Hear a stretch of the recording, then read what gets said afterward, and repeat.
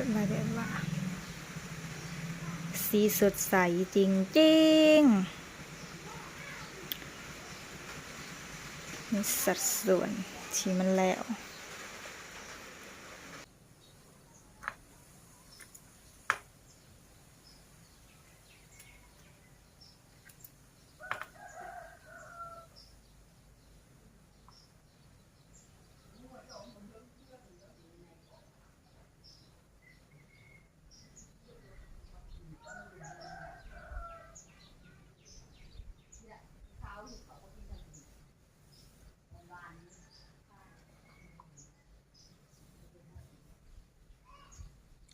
สบายดีเด้อจ้าพี่น้องสบายดีทุกคนเด้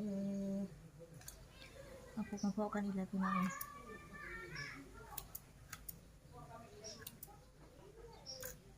ฝนตกอากาศดีมื้อนี้นะเลยบ่ได้ไปใส่กับมาโง่เขาจับพี่น้องเอ้ย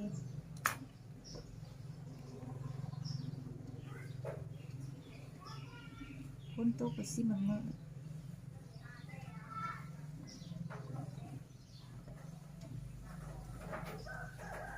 ตากระส่งบ่จักดีพี่น้องเดี๋ยวเบิ่งแล้วมันอึคืออยู่ใช่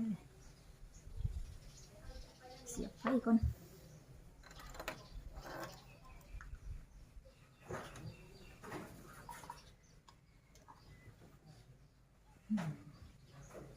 เสียบไฟแล้วแจ้งจ้างป้าง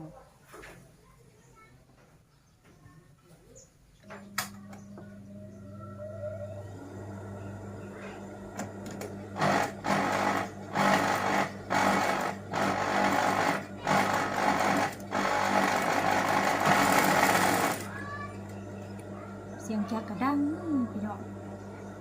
ลึง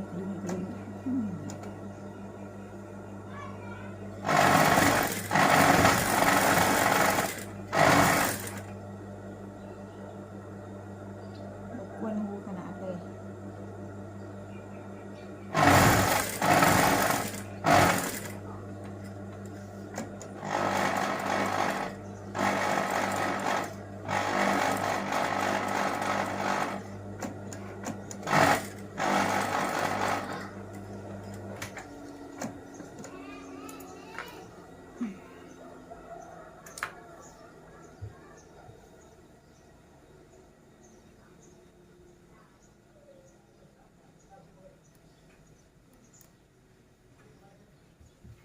อันนี้เราสิมาเห็ดโคกันพี่น้องข้อเจ็กสัตว์บางคนก็จะเอากระสีเอิญมาคุยกันเลยพี่น้อง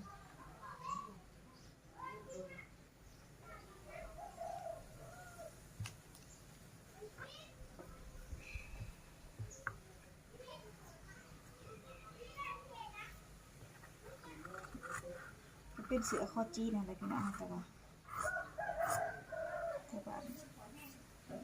าเขาเอิญ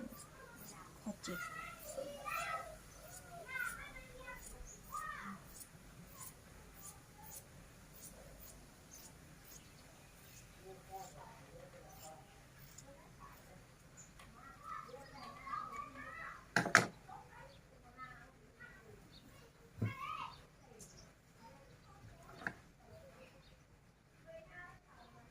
เสือสีแดงตัวหนึ่งก็ใส่เวลาอยู่ได้พี่น้องหลายชั่วโมงได้จังได้ตัวหนึ่ง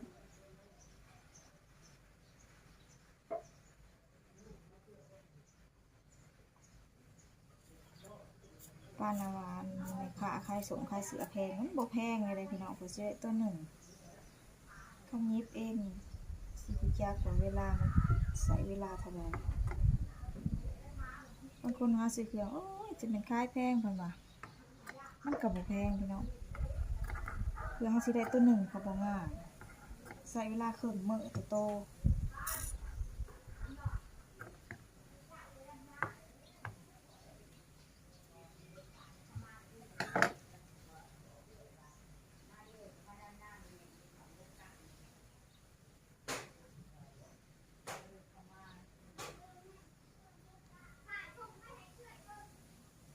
บางคนก็บอกโอ้ยว่าซั่นยิบเสือคราวเดียวกันแล้วว่าซั่นยิบแพงมันก็บ่แพงได้พี่น้องเพื่อเฮาสิได้ตัวหนึ่งก็บ่ง่าย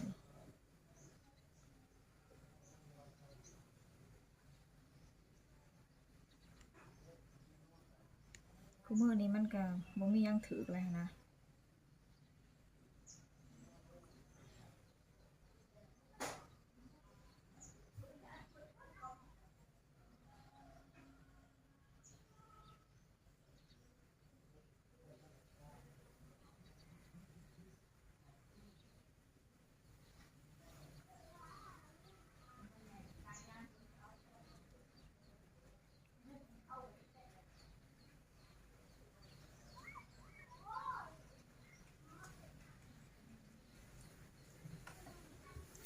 ตอนนี้เราก็สิมาเข้าคอกัน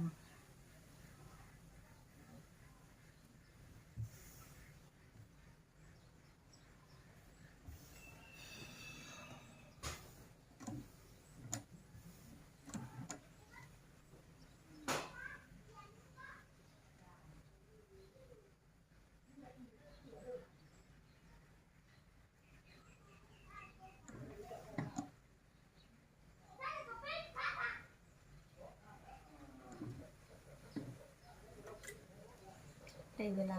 เปิดเสียงจ้ะอีกแล้วพี่น้องดังหูจนดับเปลือกขำพี่น้อง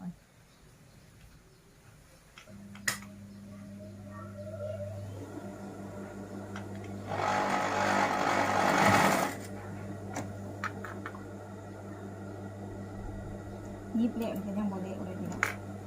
ยังได้พิเศษอีกได้เห็นไหม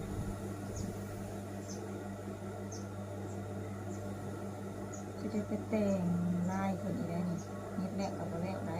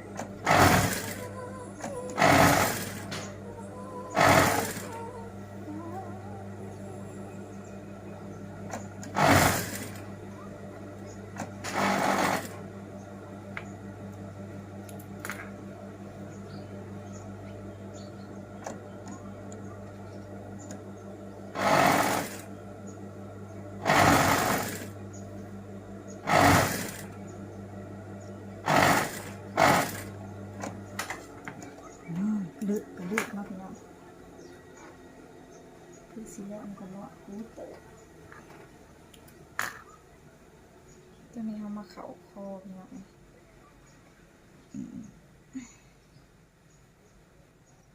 เอาคอคือแบบนี้พี่น้องแต่ว่าตัวนี้มันเป็นตัวนี้มันเละแล้วมันจะมาเข่าคอเป็นทรงนี้ตัวนี้มันเละแล้วตัวนี้แสกก็เละเรียบร้อยเอามันยิบแล้วเขาก็ยิบแล้วเขาก็มาแสกแต่งลายตามตัวนี่เลยจ้ะพี่น้องเอาอย่างนี้ก็นี่เขาก็สิมาแสกเป็นแบบนี้แต่งเป็นแบบนี้ก็งามพอใส่อยู่ได้พี่น้อง